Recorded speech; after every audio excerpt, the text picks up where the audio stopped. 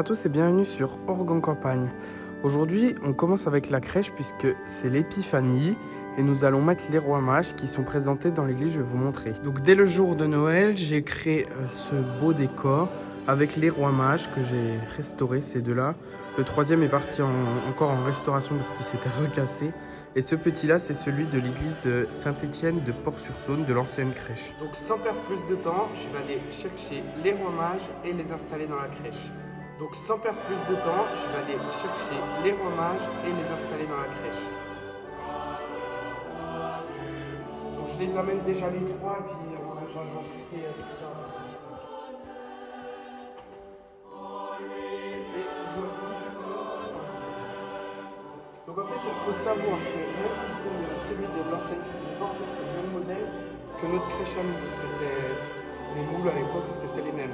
Donc en fait, ça ne change rien, mis à part qu'il est un petit peu plus petit que les autres. J'ai envie de dire, il y a bien des gens dans le monde qui sont plus petits que les autres. Et pourquoi les rois mages ne pourraient-ils pas correspondre à ça? Voilà, donc je vais installer les rois mages, je vais tout vous mettre en accéléré. Je vais déplacer un peu les bergers, etc. pour pouvoir mettre les rois mages à la place parce que vous comprenez que ça prend quand même une place un peu conséquente.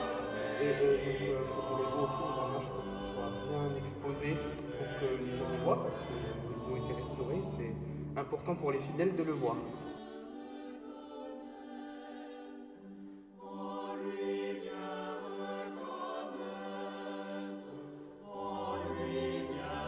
Donc voici le résultat final.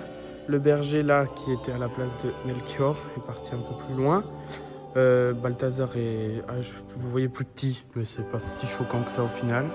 Et Gaspard est à genoux. Vous voyez, c'est pour que quand on est en face, on voit Jésus. Je vais me reculer entièrement pour vous montrer voilà, notre crèche 2025-26 un peu.